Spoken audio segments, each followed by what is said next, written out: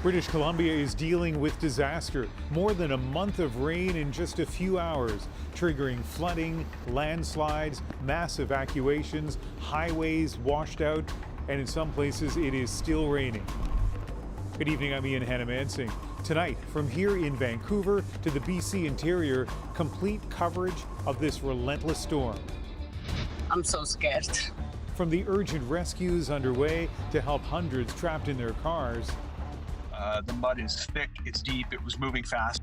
To an entire city inundated, thousands forced out, the damage extensive. Houses are underwater, you've got cars gone. What's driving this extreme weather on the West Coast?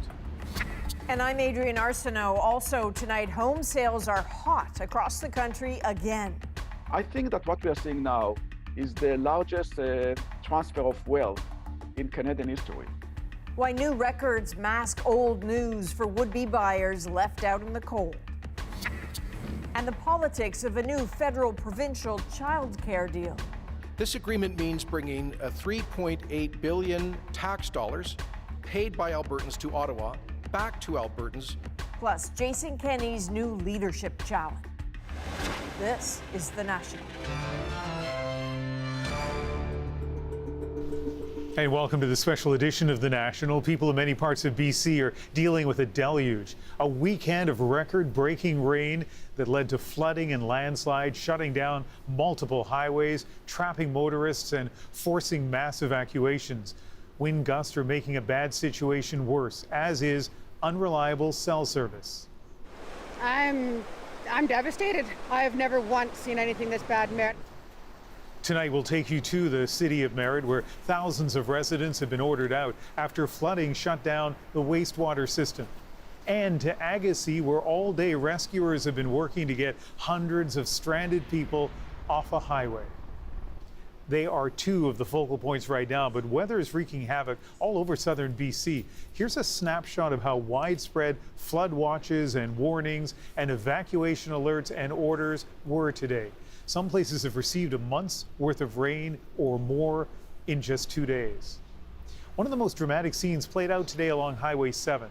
That's along the northern bank of the Fraser River between Hope and Agassiz. Two landslides stranded nearly 300 people overnight. Susanna De Silva is near the slides. And Susie, rescuers spent all day trying to get people out. Where do things stand tonight? Pauline, it has been a steady stream of helicopters overhead all day, and they flew until that last sliver of daylight, but they are now done for the night. Officials here saying they have brought about 300 people that have been brought to this reception center and processed here. But officials just a short time ago saying there is still another group of people trapped on the other side of one of those slides. They are actually hoping to get them out into the direction of Hope if they're able to open up the highway in that direction. So they are still stuck at this point. There are also about 60 people who will be spending the night at this reception center after a very difficult day. I didn't know what we were going to go through. To be honest, I thought more rocks were going to fall. The trip home from a relaxing winter vacation soon turned into a harrowing nightmare for Corey Lizo-Herka and his family. First, forced to turn off one highway, being overtaken by rushing water, only to get trapped on another between two slides. I thought the more the hill was going to fall, and you could see the waterfalls coming. And I thought, is this kind of it? Like, it sounds cliche, but I really thought, is this the day I'm done? Yeah, it was. It was pitch black, and they were out of options. There was really nowhere you could go. And even if you did go somewhere, like, what it says just down 100 meters down the road, that area's not going to collapse on you, too. They were among around 275 people forced to spend the night in their vehicles as rescuers focused on about a dozen people trapped in the torrent of debris. They were still very liquid, moving, and full of huge chunks of debris like trees and rocks. I think there was like 3 or 4 cars that had gotten pulled in, and there were people yelling for help last night, and it was really hard to sleep because car alarms were going off that got sucked into the river, and I was just super worried about the people that were getting rescued down there. Officials don't yet know if there are other vehicles trapped in the debris. Crews battled brutal weather conditions, sending a steady stream of helicopters in to bring people out 20 at a time in order of need. Medically, They seem fine. We had one report of someone who was insulin dependent, didn't have their medication, but part of our team are BC ambulance members, and they were able to get that person medication quickly and take care of it. But you know what? Probably traumatized and not that comfortable after a long, cold night in their vehicles. And that number included about 50 children. But while people waited to be rescued, a community formed. Paul Diol even set up a Facebook group to help everyone share food and other supplies. Everybody's just helping everybody else out. And the help continued after their rescue. Everyone was brought to a reception center in Agassiz where volunteers and donations arrived all day. It's just been heartwarming. You know, like all the food that's there, you got it was super warm, everybody took care of you. And I asked, hey, how can I help? They're like, oh, we got tons of volunteers. And can I donate some money? And they're like, we got enough of it. So hats off to this community of Agassiz.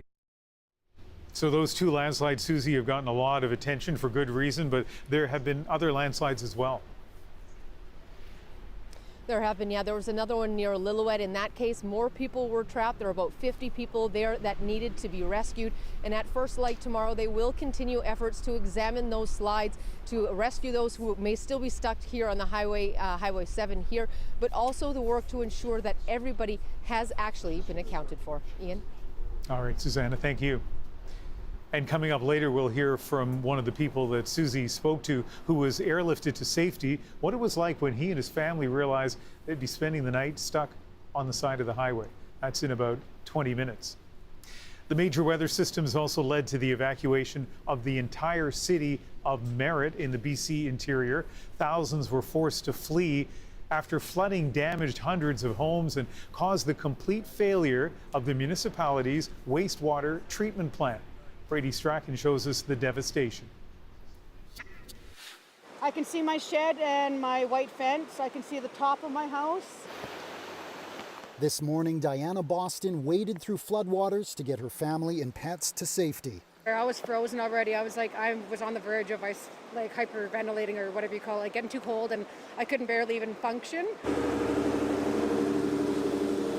A large chunk of the city is underwater after the nearby Coldwater River spilled its banks and poured onto properties.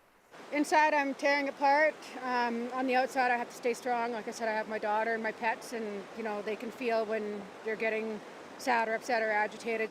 The city's water treatment plant is flooded. That has forced the evacuation of the entire community, more than 7,000 people. Emergency officials are telling them to go to the cities of Kamloops and Kelowna. My heart goes out to people. I know we've had people come here to City Hall to ask if they can please go and collect a few things from their homes, and we've had to tell them it is simply not safe. This is the big school bus over here. Do you want to try and get onto it? Or? That'd be awesome. Yeah, okay. Alex Watson and his partner, Jessica DeWitt, watched as water streamed into their kitchen early this morning. Heartbreaking. It was heartbreaking. Because you can't do anything about it. Nope, nothing. At least with the fires, we kind of had a chance. You could come out with the hose and try to... That was only 3 months ago, like... Yeah. And to this extreme, and our house is half gone. This one's Aries. This one is Sophia. They were able to get their 5 cats and some belongings out before water got too high in their home. They are among the thousands getting out of town as fast as they can, not knowing what will be left when they are allowed to return. Brady Strachan, CBC News, Merritt. Unprecedented flooding has also hit the town of Princeton, about an hour south of Merritt.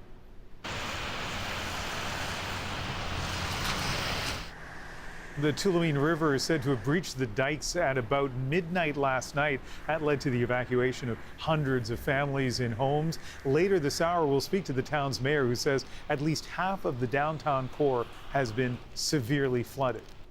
The rain has also caused major damage on one of this province's most important highways. It happened near the Othello tunnels on the Coquihalla Highway, one of the main connectors between the Lower Mainland and the rest of Canada. Video shows an entire section of the highway gone after being washed into the river below.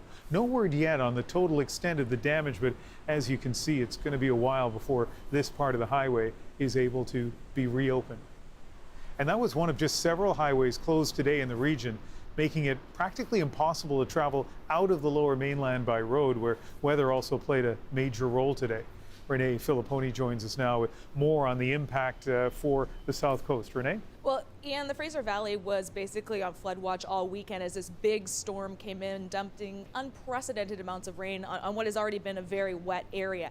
Now, we are being told, we can know right now that it is light rain, but the danger is still there. And that's because of the increased water levels in the rivers. In fact, Highway 1 through Abbotsford is now closed. That's because water has breached the highway. It's a very dangerous situation. Police are telling people to stay away. They're also telling people there aren't any alternative routes. Everything is flooded. Other roads are closed. So don't try to find some back alley to get to where you need to go. Stay home. Now, on top of that, residents in the region have also been told not to use water for non-essential purposes. Do not do your laundry tonight. That's because the sewer system is already under so much strain. It's been a stressful 24 hours for many in Abbotsford as water poured over their streets and for some into their homes. James Reinhaller says without the help of firefighters, things could have been a lot worse for him. They pulled a whole bunch of sandbags in the back and completely saved our house. We're very grateful. We had a little bit of flooding in some lower parts of our house and in our carriage house in the back. Some of his neighbors weren't so lucky. Everything in there is completely soaked. There is thick layers of mud in all the crawl spaces, all the garages, everything's bashed in. Things got so bad, police were warning people to stay home. You are putting yourself at risk by driving down there. You are trapped in your vehicle, your electronics might stop, your windows might not open. The province says it's unclear how widespread the damage is or what it will cost. The situation is dynamic, and further rains, high winds, and possible snow in areas are compounding the situation. The province has been in continual contact with local governments, and we're working to support those affected.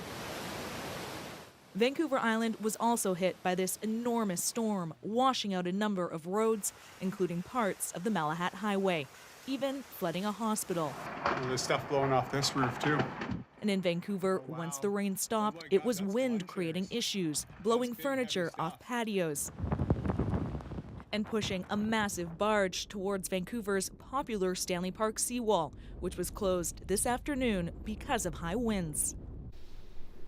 And Renee, there was another issue, a spotty cell phone service. We were going to do this remote from the Fraser Valley and didn't have enough cell phone bandwidth to do the program, and a lot of other people were dealing with those problems.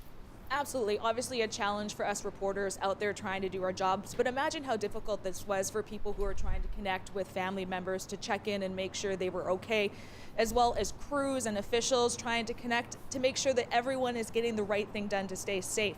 Now, we did hear from Bell in Rogers, who said there were multiple parts of the fiber line that were cut due to those weather conditions, and they are working to repair them. All right, Renee, thank you. The federal government says it's ready to provide help to those affected by the flooding. Prime Minister Justin Trudeau addressing British Columbians on Twitter today, saying he is, quote, ready to provide whatever assistance is needed as you deal with and recover from the flooding and this extreme weather. Well, to blame, all of this rain, the broken rainfall records, an atmospheric river was what's described as the problem. Let's bring in an expert who deals with this from Environment Canada, meteorologist Bobby Seiko, and describe this atmospheric river that we dealt with. Absolutely. So for the last couple of days, we've been dealing with this atmospheric river that's brought copious amounts of moisture up from the tropics. So not only has it delivered heavy rain, but also rising freezing levels that have contributed to early season mountain snow melt. Okay, we're used to getting rain in the Lower Mainland and the Fraser Valley in November, but keep hearing the word unprecedented. Put it in perspective for us. Absolutely. We've seen a lot of rain, and that means in Hope over 252 millimeters over the last couple of days. And yesterday we set an all-time daily maximum with 174 millimeters of rain in Hope. Yeah, I'm just trying to picture a ruler. I don't know if people use rulers anymore, but that's almost a ruler worth of water. For you as a meteorologist, did any of this come as a surprise, just the amount of water we were getting? Certainly we were expecting heavy rain, and this is a lot more than we're used to seeing, and like you said, almost a month's worth of rain or more. All right, Bobby Seiko, thank you very much. And so we're going to continue to watch the developments here in BC. But Adrienne, as you know, this is on the heels of an already difficult year of extreme fires and heat waves. So what else can we expect? Well, Bobby Seiko will be back with us later in the show to talk about that. All right, Ian, what a mess. Let's talk about another weather system wreaking havoc in Alberta. We were in that side. We were in this line.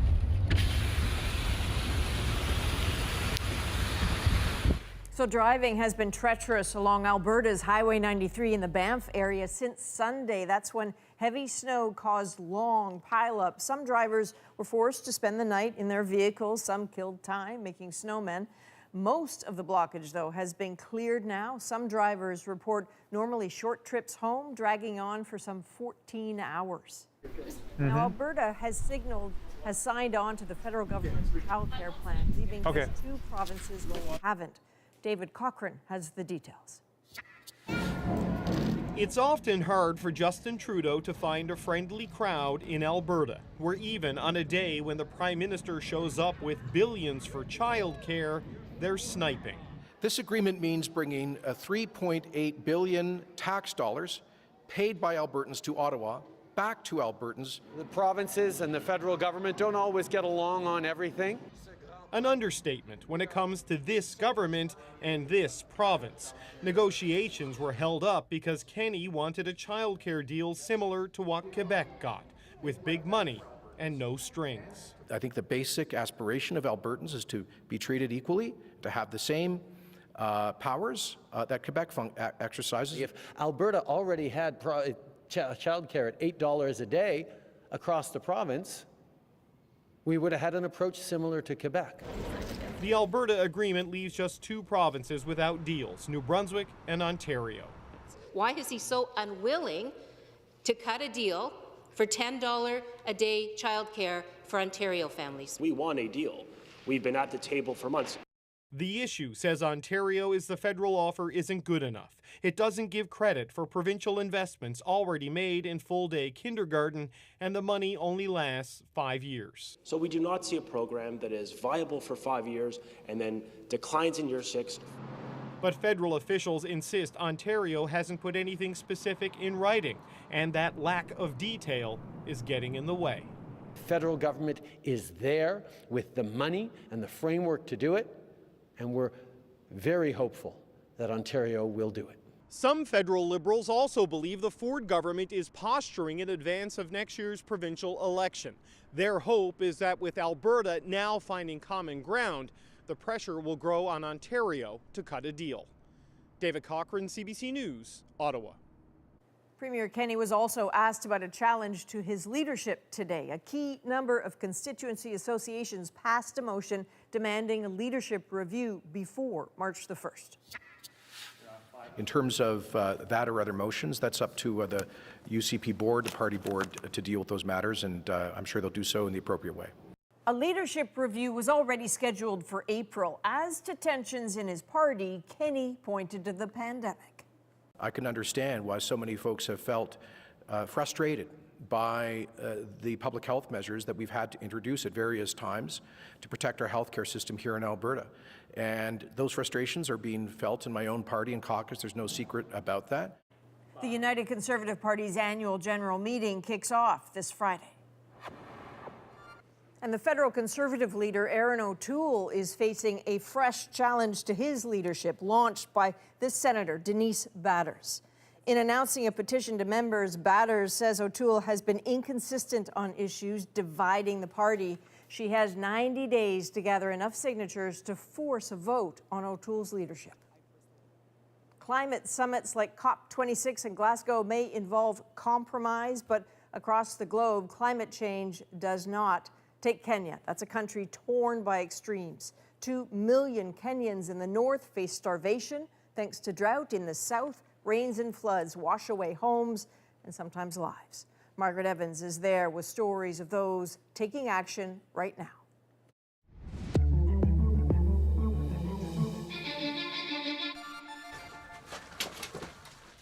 Say hello to climate change in a Nairobi slum.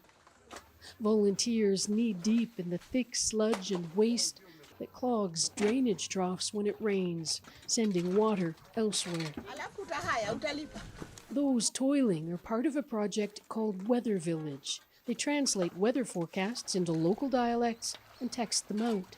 Clearing drains seemed the logical next step. Flooding has become more common, solid ground harder to find.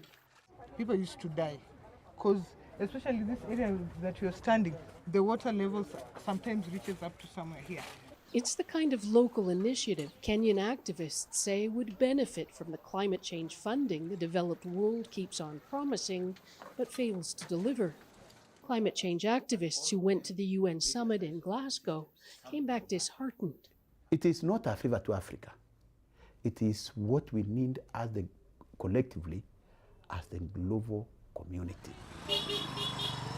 Many here ask why Kenya should abandon fossil fuels that might help pull people out of poverty when developed nations responsible for much of global warming are slow to do the same. For the generation that will have to live tomorrow with today's decisions, it's scary. It's not just flooding, but drought too. These students say the West, including Canada, has a moral obligation to do more for countries already experiencing climate change. We are the lowest emitters, and what we are now seeing has been with us for quite some time. But that shouldn't encourage Kenyans to give up, says this engineering student. I'd appeal for us as young people generally to start looking for smaller strategies and to just make ourselves engineers. A little bit like the weather warriors back in Kibera, perhaps, at the end of their labor for now. Margaret Evans, CBC News, Nairobi. Here in BC, extreme weather and our changing planet, top of mind tonight for so many. All the stone has come down. Coming up, what to make of this round of extreme weather and what else we can expect. Plus, we return to the dramatic scenes from Highway 7 and speak to a man who spent the night stuck before being plucked off the road by rescuers. And I'll be back with housing prices, which are skyrocketing again. But they did tell me, yes, our parents are going to give us the down payment. But the head start that some are getting could be forcing others out. We're back in 2.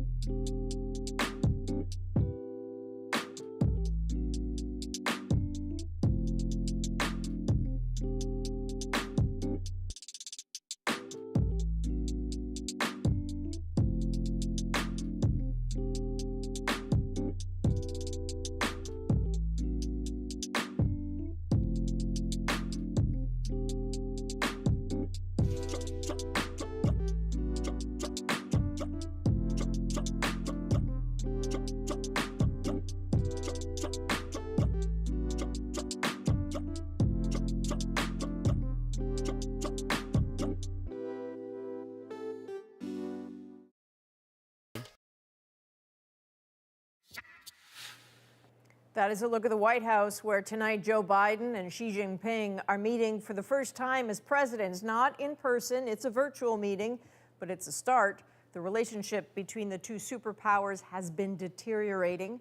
What happens next matters. So Washington correspondent Susan Ormiston is here. Susan, can you walk us through what's on the agenda? As you said, U.S.-China relations are tense, each eyeing the other warily, with Biden concerned about China's nuclear buildup, military aggression around Taiwan, treatment of dissidents, and the economic clash between the two superpowers. Tonight, though, President Xi started off saying the two countries should coexist peacefully and that he's ready to move relations in a positive direction. Good to see you, Mr. President. Although it's not as good as a face-to-face meeting, I'm very happy to see my old friend. President Xi hasn't left China since the pandemic, so the meeting tonight, morning in Beijing, is still virtual. President Biden has said one overriding diplomatic objective is to avoid a misunderstanding, which could end up in a full-blown conflict. Our responsibility as leaders of China and the United States to ensure that the competition between our countries does not veer into conflict, whether intended or unintended. President Xi will be pressing on trade. He wants the U.S. to end tariffs on $350 billion worth of Chinese goods put in place by President Trump. But Washington has already telegraphed that those tariffs won't be retired yet. Xi also wants the U.S. to back off intervening on human rights and China's military maneuvers.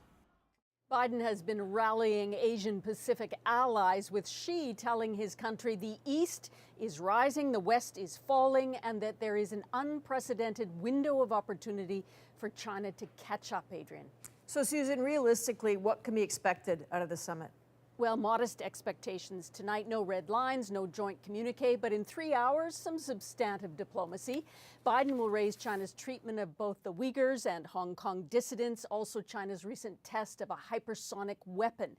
This summit really is about exercising power, but keeping those channels open. In spite of the collegial tone which kicked off tonight, these two leaders, Adrienne, are far apart.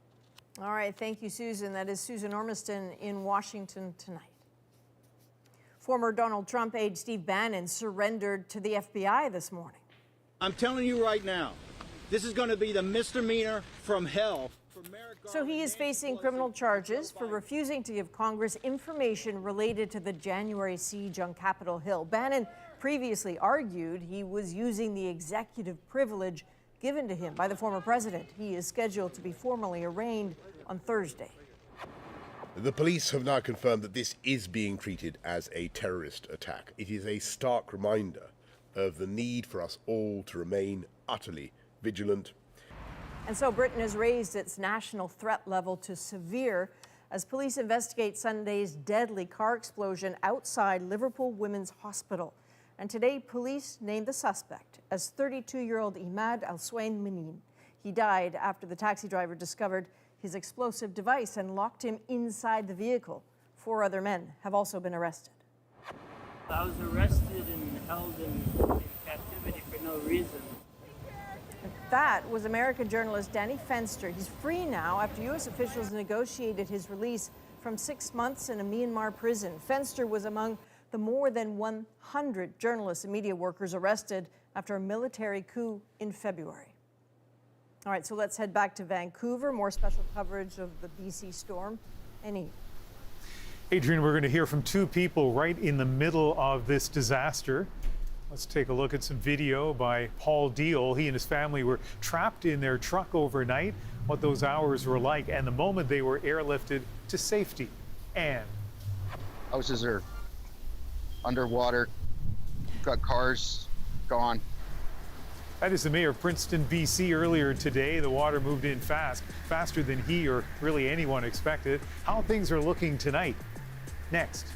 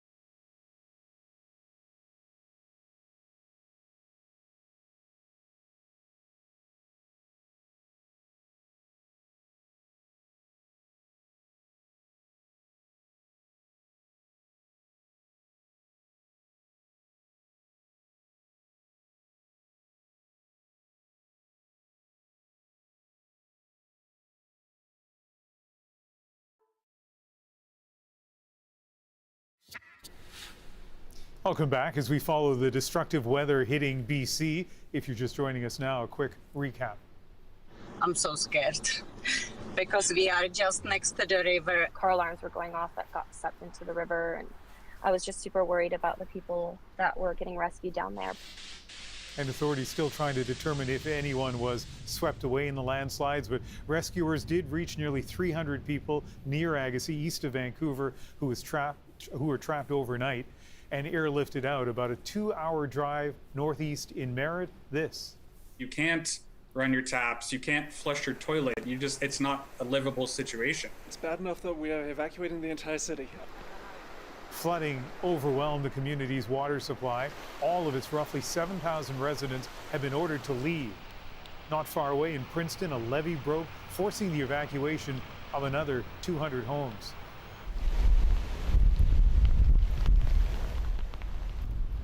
And states of emergency have been declared in several parts of British Columbia, including in Nanaimo, in the Fraser Valley, in the Lower Mainland as well. Paul Deol is one of those 275 people who spent the night in his car with his family on Highway 7, trapped between two mudslides, but he's made it out and he's finally home. Paul, that must feel great to be back home now. Yeah, hot shower never felt so good. So take me back to last night. You and your wife and your two sons, they're just 4 and 6 years old.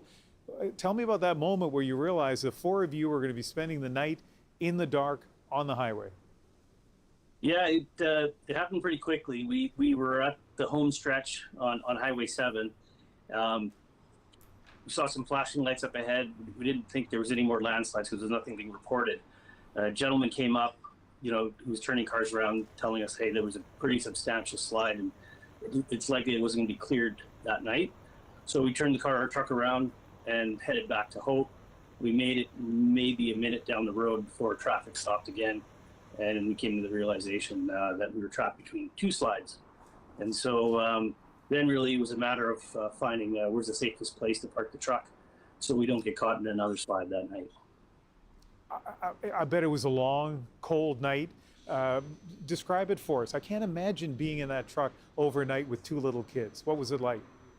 You know what? It actually wasn't too bad. We're pretty fortunate to drive that highway past quite often, so we always have an emergency kit. My mother-in-law is Italian, so she packed us tons of food to bring home, and so we had food and drink.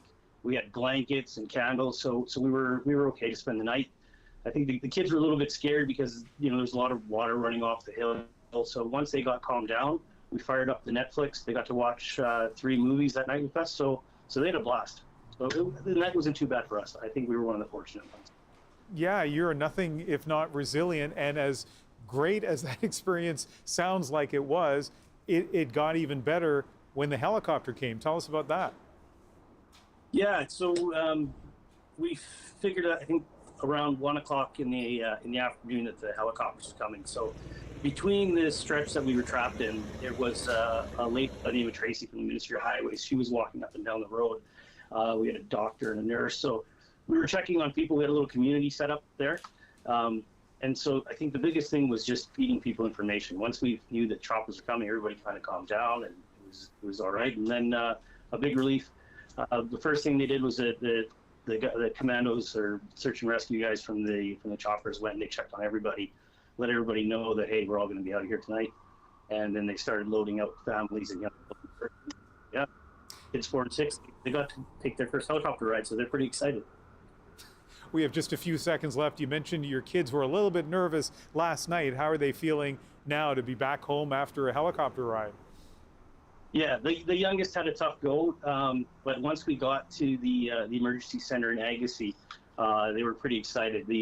Hats off to everybody in that community of Agassiz. There was warm clothes, fresh clothes. They had toys for our kids, so they actually didn't even want to leave the evacuation center because there were so many toys there that you could play with.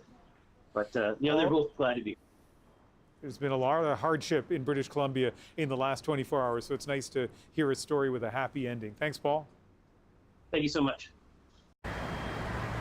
Another look at the stunning images out of Princeton, BC, another interior town with house after house underwater. About 200 homes have been evacuated. a nightmare scenario for so many people living there and for the officials as well. And joining us now from the fire hall is the Mayor of Princeton, Spencer Coyne. I know you've been busy in your community today and into the evening. Explain for us, describe what it was like in Princeton yesterday and into the evening as the rain just kept falling. Yeah, so yesterday was a pretty hectic day. We started the day with Highway 5 and Highway 1 being diverted through our community.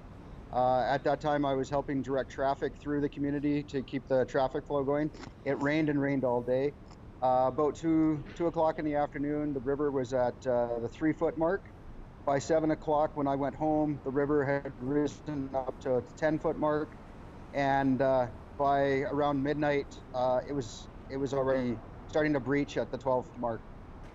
You know, on nice days, that river is so pretty and so gentle as it goes by the city. Have you ever seen it rise as quickly as it did yesterday? I've never seen it rise that quickly, no. I've talked to a bunch of, old timers in town, and they've all told me the same thing, that they've never seen it rise like that. Are things stabilized now in Princeton? What's next for your community?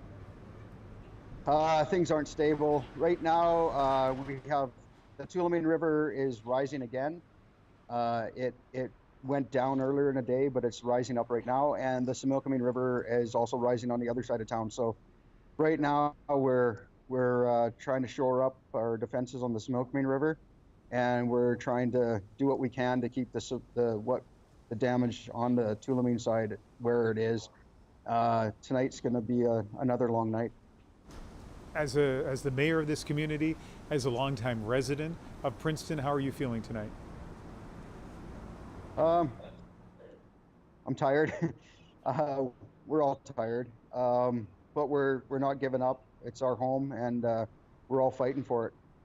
All right. Well, Mayor, thank you very much for speaking to us on what I know has been a really busy day, and we all wish you and your community the best. Thanks, Ian. All of this flooding is just the latest extreme weather that people here in BC have suffered through this year. Wildfires, heat waves, and now floods. We'll talk about our changing planet next. Plus, amid all the chaos today, a barge floating loose in Vancouver's English Bay. We'll hear from someone who watched it all go down. Stay with us.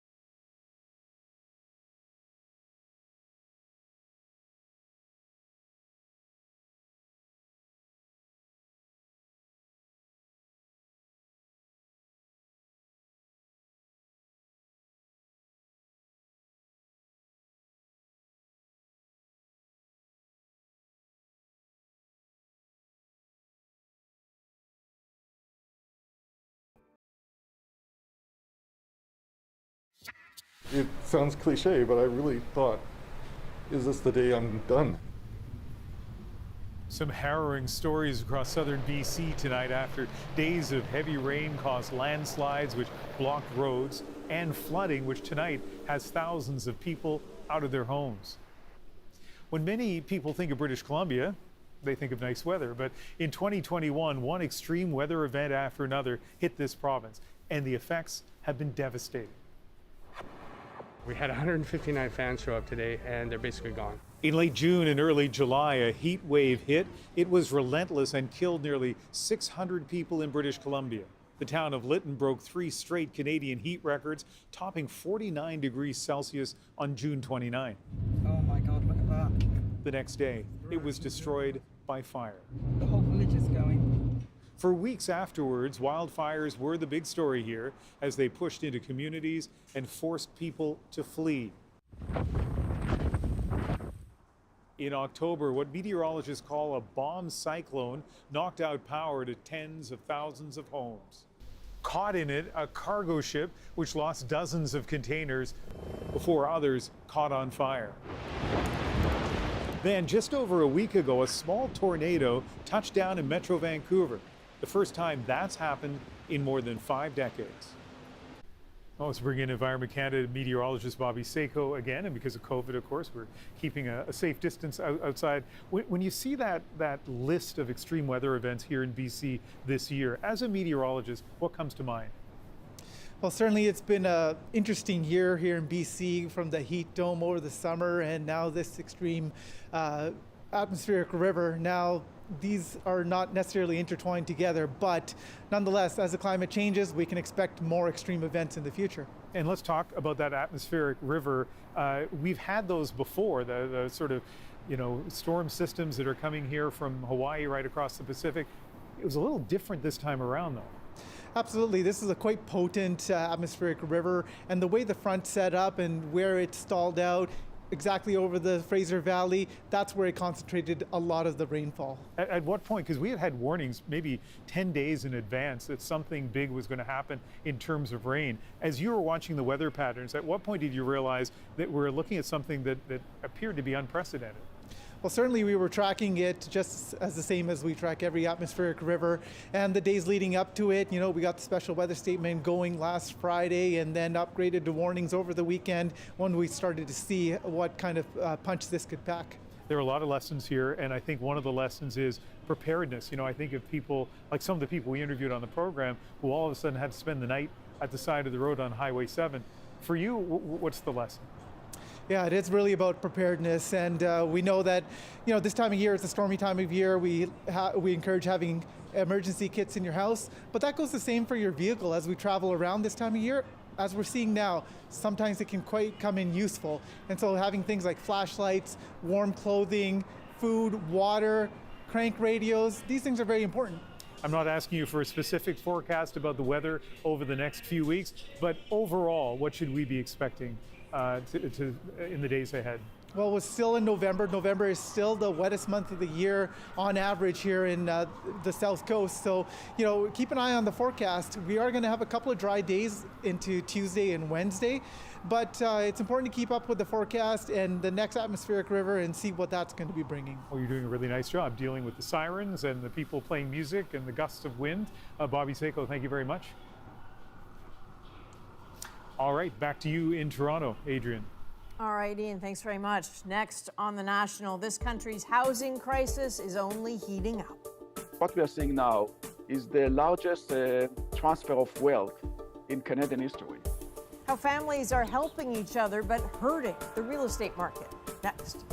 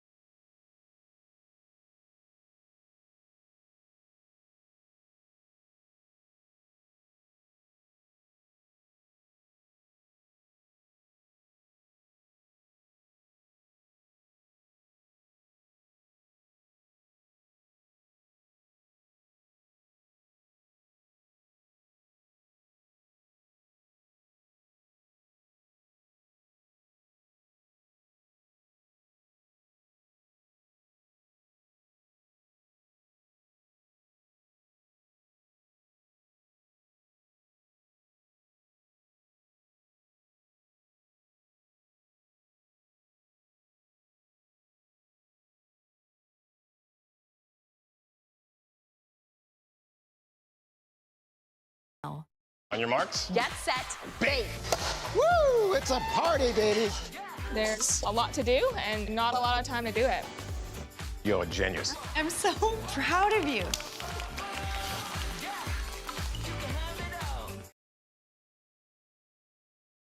I'm Angela Starrett. Tomorrow on CBC's daily news podcast, Front Burner. The geopolitical standoff causing a migrant crisis at the Poland-Belarus border and the people desperately trapped in the middle. Subscribe wherever you get your podcasts. Welcome back. October's numbers are in, and experts say they show 2021 is already the busiest year ever for Canada's housing market. But as prices climb, hope and opportunity, well, they drop. The average sale price is now over $700,000. That's up 18% in 1 month alone, driven in part by panicky buyers competing for fewer homes. Nisha Patel takes us inside the frenzy and how it could be calmed. In Canada's hot housing market, when a for sale sign goes up, it's quickly replaced with sold. I would say FOMO is real. The fear of missing out, a driving factor for homebuyers, says realtor David Fleming. We're seeing a lot of people saying, well, I need to get in, and they're doing that right now.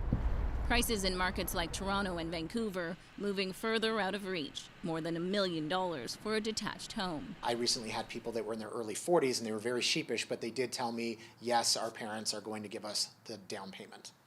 New research from CBC shows nearly 30% of first-time homebuyers are getting help from the bank of mom and dad, an average of $82,000, but significantly more in big cities like Toronto and Vancouver. I think that what we are seeing now is the largest transfer of wealth in Canadian history. Economists say policymakers should take note, as it's making the wealth gap in this country even wider. And to make housing more affordable, so far, we have been dealing with supply issues using demand tools. That will not solve the situation. We need more supply. It's a call to action that's gone on for months. And during the latest federal election, many promises were made. Their plans are just band-aids. They're nowhere near the range or the scope and scale of housing that we need. Experts say all three levels of government need to look at solutions together, to target building hundreds of thousands of housing units a year, to speed up land use approvals, and to act with more urgency. The supply takes time to ramp up, and I think the good decisions if made today, would show some relief maybe 5 years down the road. So no quick fixes for a housing market that has been too hot for too long. Nisha Patel, CBC News, Toronto. There's so many stories from the extreme weather in British Columbia, including a Vancouver man who spotted something unusual in the water.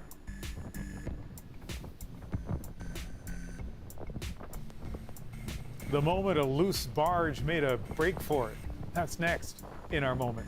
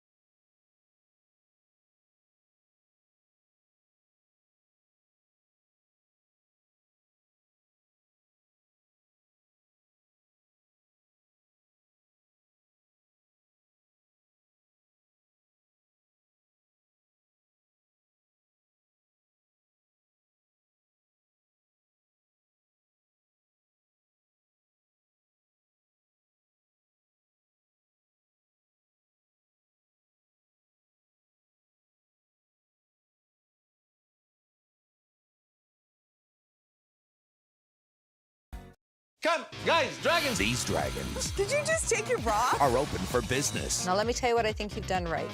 So what do you have to say to the offer? Let the deal-making begin. Dragon's Den on CBC and CBC Gem.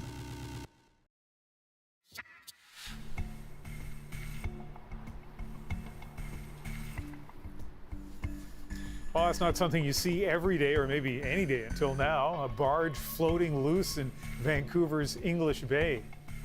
So one passerby pulled out his phone, captured the scene, and this particularly wild moment from BC's Extreme Weather Day is our moment.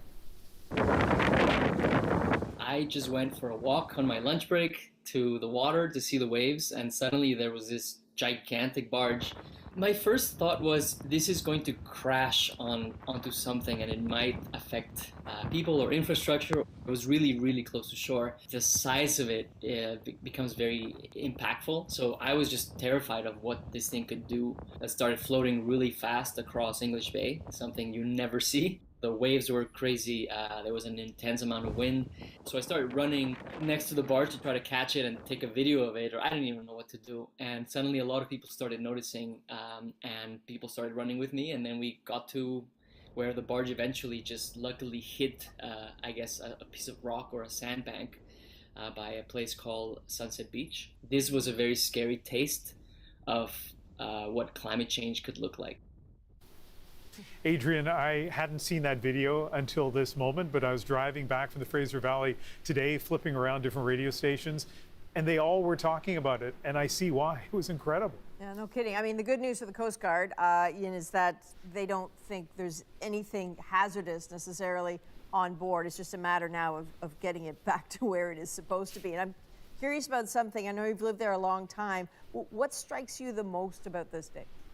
You know, it had been raining for so long in Vancouver and other parts of British Columbia. I sort of had a feeling on Sunday that all that rain, the ground saturated, that something might happen. And then that atmospheric river, as we heard from the meteorologist, got stuck right over the Fraser Valley, and that kind of tipped the balance. That's what made it so bad there. And so a lot of people still trying to deal with that tonight. That is the National for November 15th. For more information about the floods, you can check cbcnews.ca for live, up-to-the-minute updates all night. Good night.